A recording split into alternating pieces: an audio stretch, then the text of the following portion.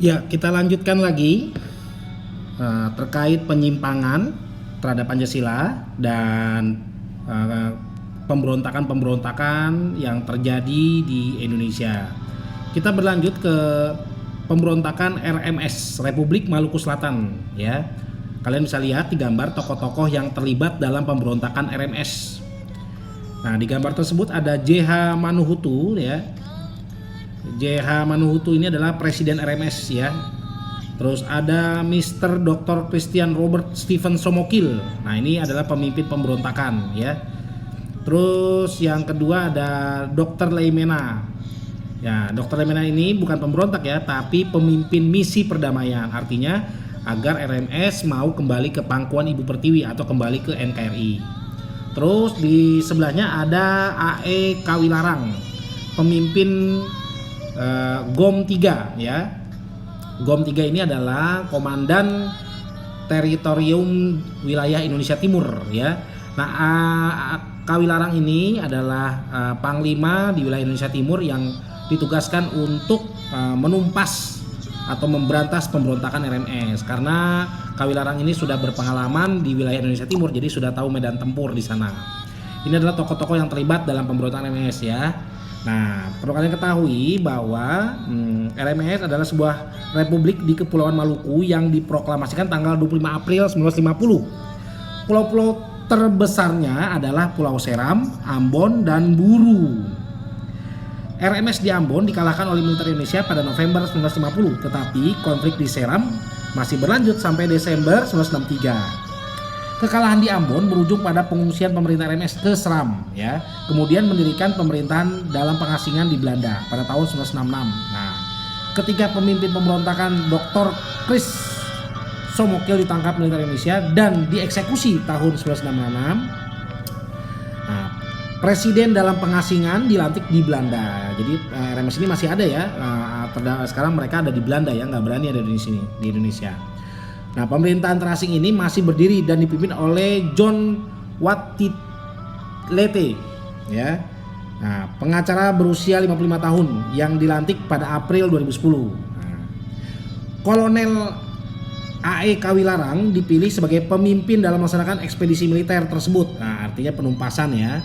Beliau adalah Panglima Tentara dan Teritorium Indonesia Timur yang dirasa mengerti dan paham bagaimana kondisi Indonesia di wilayah timur. Nah, ini kalian bisa lihat di sebelah kiri adalah logo daripada Republik Maluku Selatan, ya.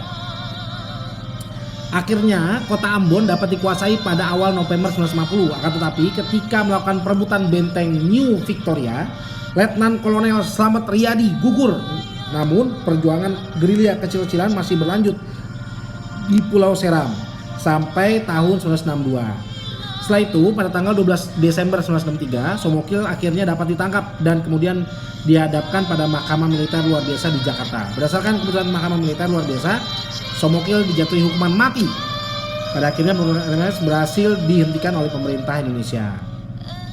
Nah, setelah RMS mengalami kekalahan di Ambon serta Somokil yang telah dijatuhkan hukuman mati, pada akhirnya pemerintah RMS mulai mengungsi, nah, dari pulau-pulau yang ditempati sebelumnya dan membuat pemerintahan dalam pengasingan di Belanda.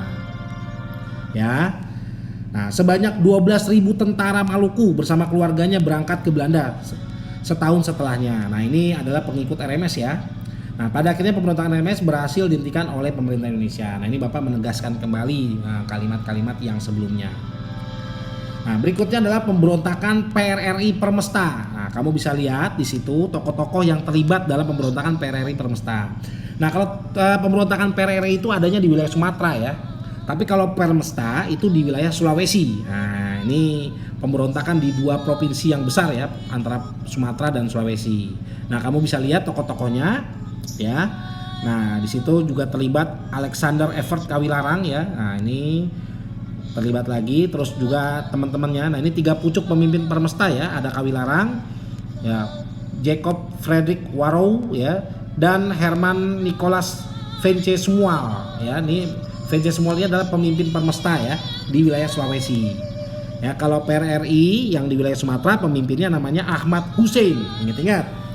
Nah, ini ada Syafruddin Prawira Negara. Nah, Syafruddin Prawira Negara ini adalah Perdana Menteri di PRRI atau Permesta.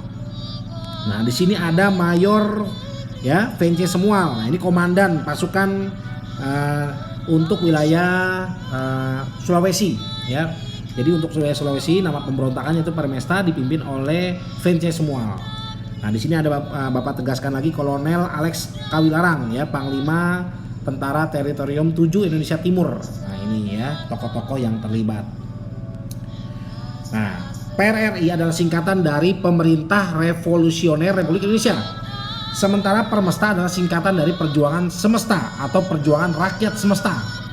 Pemberontakan keduanya sudah muncul saat menjelang pembentukan Republik Indonesia Serikat atau RIS tahun 1949. Akar masalahnya yaitu saat pembentukan RIS tahun 1949 bersamaan dengan dikerucutkan divisi Banteng hingga hanya menyisakan 1 brigade saja. Nah, ini ada konflik militer ya, konflik angkatan darat di sini ya. Ada beberapa hal yang menjadi pemicunya, misalnya ketidakharmonisan pemerintah pusat dan pemerintahan daerah, terutama di daerah Sumatera dan Sulawesi. Hal itu merupakan akibat dari masalah otonomi daerah serta perimbangan keuangan antara pusat dan daerah. Nah, ini pada saat itu ya, karena Indonesia baru merdeka, jadi keseimbangan pembangunan antara daerah dan pusat itu tidak seimbang, lebih kepada di Pulau Jawa. Nah, untuk Sumatera dan Sulawesi agak tertinggal dan kesejahteraan untuk prajurit di sana ya, tentara di sana, sehingga mereka melakukan pemberontakan.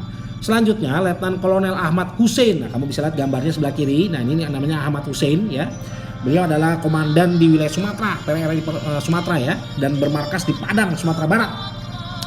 Nah, Letnan Kolonel Ahmad Hussein ini pada tanggal 15 Februari 1958 memproklamirkan berdirinya pemerintahan Revolusioner Republik Indonesia atau PRRI dengan Perdana Menteri Syafruddin Prawira Negara. Ingat tuh.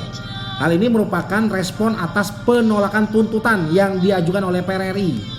Pada saat dimulainya pembangunan pemerintahan, PRRI mendapat dukungan dari Permesta dan rakyat setempat dengan bergabungnya Permesta dengan PRRI. Gerakan kedua kelompok ini disebut PRRI Permesta. Nah, ini antara Sumatera dan Sulawesi ya.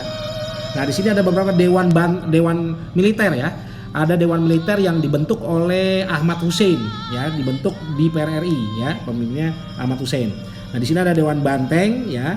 Nah, ini pimpinannya adalah Letkol atau Letnan Kolonel Ahmad Hussein yang berkembang menjadi pemberontak PRRI. Nah, ini adanya di Sumatera Barat. Nah, ini dewan militer ya, ingat-ingat ya. Terus ada dewan Gajah. Nah, ini berkedudukan di Sumatera Utara. Ya, berkedudukan di Sumatera Utara. Ini pemimpinnya namanya Maludin Simbolon ya. Maludin Simbolon ya. Nah, yang berikutnya Dewan Garuda. Dewan Garuda ini adanya di Sumatera Selatan yang dipimpin oleh Letnan Kolonel Berlian ya. Terus Dewan Manguni ya. Dewan Manguni ini adanya di Sulawesi Utara. Nah, dipimpin oleh Letkol VNC Semual. Nah, ini untuk wilayah Sulawesi ya. VNC Semual ini yang mimpin ya. Yang berkembang menjadi pemberontakan Permesta yang juga menyatakan diri mendukung PRRI. Jadi Permesta ini adanya di Sulawesi, pimpinan VNC Semual, dan menyatakan diri mendukung PRRI. Berikutnya adalah pemberontakan APRA, Angkatan Perang Ratu Adil ya. Pemimpinnya kamu bisa lihat di situ dan tokoh-tokoh yang terlibat. Yang pertama adalah ada Westerling ya. Nah, ada Westerling, ada kedua ada Anwar Cokro Aminoto. Yang ketiga ada R.A. Male Wiranata Kusuma. Yang keempat ada Sultan Hamid II. Nah, ternyata Sultan Hamid II ini walaupun dia yang menciptakan lambang Garuda Pancasila, ternyata dia juga pemberontak ya, ikut gabung di dalam APRA. Nah, ini sangat disayangkan ya. Jadi karirnya sempat bagus naik, tapi akhirnya beliau harus menerima hukuman ya, penjara, karena ikut bergabung di pemberontakan APRA.